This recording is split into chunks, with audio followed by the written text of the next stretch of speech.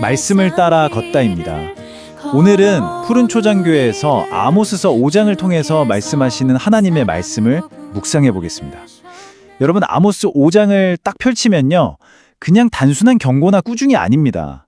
굉장히 깊은 슬픔, 타락해버린 이스라엘을 향한 선지자의 애가, 그러니까 슬픈 노래로 툭 떨어지듯 시작하거든요. 한때 정말 정결하고 존귀했던 이스라엘이 스스로 파멸의 길을 향해 막 걸어 들어가는 그 모습, 그걸 지켜보는 아모스의 심정이 어땠을까요? 정말 너무나 무겁고 근급한 목소리로 오늘 우리에게 그 하나님의 애타는 마음을 고스란히 전해주고 있습니다. 이 슬픈 노래의 첫 부분에서 우리는 아주 충격적인 숫자 하나를 마주하게 됩니다. 바로 10%입니다. 네, 10%요. 성읍에 1000명이 나가서 싸우면 겨우 100명만 남고 100명에 나가면 단 10명, 고작 10명만 살아남을 거라는 정말 처참하고 끔찍한 멸망의 규모를 예언하고 있는 거죠. 여러분, 이 숫자가 우리에게 뼈저리게 아주 날카롭게 던지는 메시지가 있습니다. 당시 이스라엘 백성들은 우리는 하나님의 선택받은 백성이야 라며 그 타이틀에 아주 푹 취해 있었거든요. 하지만요, 우리 삶 속에 진짜 순종과 돌이침이 없다면 그 선택받았다는 사실 자체가 우리의 안전을 결코 보장해주지 않는다는 겁니다. 겉으로 보이는 신앙의 타이틀이나 꼬리표가 우리를 지켜주는 게 아니란 얘기죠. 자, 그럼 이 무거운 분위기 속에서 이 말씀의 핵심으로 한번 깊이 들어가 볼까요? 이렇게 절망적이고 무서운 멸망의 경고 속에서도 우리 하나님은 완벽한 해결책이자 유일한 희망의 동화줄을 딱 던져주십니다. 너희는 나를 찾으라. 그리하면 살리라. 여러분, 이 짧은 문장 안에 담긴 그 엄청난 영적인 무게감을 잠시만 한번 느껴보셨으면 좋겠습니다. 다가오는 심판을 피하고 우리가 진짜 생명을 얻을 수 있는 유일한 길은 다른 어떤 대단한 방법이나 스킬이 아니라 바로 하나님 그분 자신을 구하고 찾는 것, 오직 그것뿐이라는 겁니다. 여기서 성경이 말하는 찾으라는 단어 히브리어로 다라시라고 하는데요. 이 의미를 우리가 아주 정확하게 짚고 넘어갈 필요가 있습니다. 이게 무슨 뜻이냐면요, 우리가 집에서 차 잃어버렸을 때 대충 두리번거리면서 찾는 그런 가벼운 행동이 절대 아닙니다. 다라시는요, 하나님의 뜻, 그분의 마음을 알기 위해서 정말 치열하게 아주 적극적으로 매달리는 걸 말해요. 완전한 관계적인 추구인 거죠. 그러니까 하나님께서는 거칠에 불과한 그냥 주일 한번 왔다 갔다 하는 그런 얄팍한 종교 행위가 아니라 우리와 진짜 살아 숨쉬는 깊고 끈끈한 인격적인 관계를 맺기를 간절히 원하고 계신다는 겁니다. 이런 하나님의 마음과 비교해보면 당시 이스라엘 백성들의 그 거짓된 신앙과 하나님이 진짜 원하시는 참된 신앙에 얼마나 극명하게 대비되는지 모릅니다. 이스라엘 백성들은 베델이나 길갈 같은 당대 아주 유명한 종교 성소를 찾아가서 어마어마하게 화려한 제사를 드렸어요. 그런데 하나님은요, 베델을 구하지 말며 길갈로 들어가지 말라, 이렇게 아주 단호하게 선을 그으십니다. 왜 그러셨을까요? 그들의 예배는 진짜 중요한 것, 내면의 변화나 일상에서의 공의로운 실천이 완전히 쏙 빠져 있었거든요. 그냥 텅 빈 껍데기 같은 그들만의 화려한 종교쇼에 불과했던 겁니다. 하나님이 진짜 원하시는 참된 신앙은요, 특정한 장소나 눈에 보이는 화려한 형식이 아니라 매일매일 직접 하나님을 찾고 삶 속에서 진짜 정의를 실천해내는 것, 바로 그겁니다. 그리고 우리가 찾아야 할 그 하나님은 절대 그냥 머릿속에 있는 추상적인 개념이나 종교적인 상징 같은 게 아닙니다.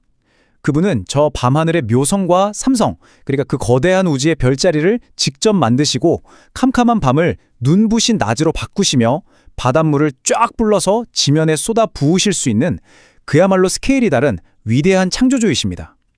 이렇게 온 우주를 통치하시는 절대적인 권능의 하나님께서 인간이 세운 그 어떤 철옹성 같은 요새나 강한 자들의 권력도 단숨에 엎어버리시고 반대로 가장 약한 자들을 지키고 보호하신다는 사실, 이게 우리에게는 엄청난 위로가 되면서도 동시에 아차 싶은 경각심을 팍 불어넣어주죠. 여기서 정말 흥미로우면서도 무서운 포인트가 하나 있습니다. 바로 당시 이스라엘 백성들의 그 뜨거웠던 종교적 열심과 그들의 실제 일상생활 사이에 정말 말도 안 되는 끔찍한 괴리가 있었다는 거예요. 고대의 성문은 재판이 열리던, 그러니까 그 사회의 정의가 실현되어야 하는 가장 중요한 공공장소였거든요. 그런데 바로 그 성문에서 그들은 바른 말, 정직하게 말하는 사람들을 대놓고 미워했습니다. 가난한 자들을 짓밟고 부당하게 세금을 뜯어냈어요. 뇌물을 받고 힘없고 빽없는 사람들의 억울함을 아주 철저하게 외면해버렸습니다. 성소에서는 막 거룩한 척, 눈물 흘리며 제사를 드리면서 재판장과 일상에서는 사회적 약자의 피눈물에 짜내는 이 치독한 위선, 바로 이 역겨운 위선을 하나님께서 아주 정확하게 꼬집어서 책망하고 계시는 겁니다.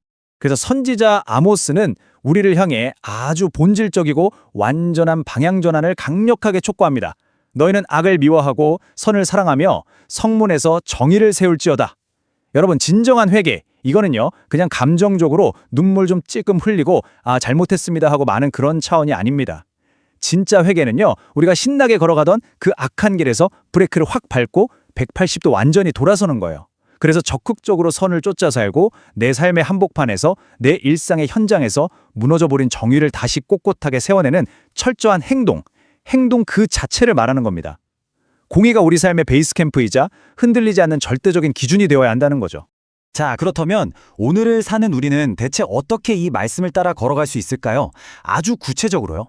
성경에 나오는 고대의 그 성문이 오늘날 우리에게는 매일 출근하는 직장, 공부하는 학교, 그리고 우리가 발 딛고 사는 바로 이 지역사회입니다. 첫째, 일터에서 꼼수 부리지 않고 절대적인 공정함과 정직함을 실천하는 겁니다. 둘째, 내 주변에 소외되고 억울한 일을 당하는 사람들을 보면 그냥 눈 감고 넘어가는 게 아니라 그들의 목소리를 대신 내어주는 겁니다. 절대 방관자가 되지 말자는 거죠. 셋째, 우리 교회와 사회 시스템 자체가 진짜 약자를 보호할 수 있도록 우리가 먼저 깨어서 적극적으로 움직여야 합니다. 여러분, 선을 행한다는 건 결코 뜬구름 잡는 얘기가 아니에요. 이처럼 매일매일 일상 속에서 치열하게 살아내는 아주 구체적인 실천입니다. 자, 이제 이 말씀을 들으신 여러분 스스로에게 이 무거운 질문을 한번 던져보셨으면 좋겠습니다. 나의 신앙은 혹시 주일의 예배당 안에서만 화려하게 켜졌다가 꺼지는 종교적 의식에 불과합니까? 아니면 월요일부터 토요일까지 치열한 당신의 일상 한복판에서 타인을 향한 정의와 따뜻한 사랑으로 진짜 살아 숨쉬고 있습니까? 여러분, 하나님은 바로 지금 이 순간에도요, 당신의 일터, 당신의 학교, 당신의 가정이라는 그 삶의 성문에서 참된 다라쉬, 즉 온몸으로 하나님을 간절하게 찾아내는 그 아름다운 모습이 나타나기를 조용히 기다리고 계십니다. 지금까지 말씀을 따라 걷다이었습니다. 다음 시간에도 이어서 6장을 살펴보도록 하겠습니다. 오늘도 말씀과 함께 평안한 하루 되시길 바랍니다. 생명의 말씀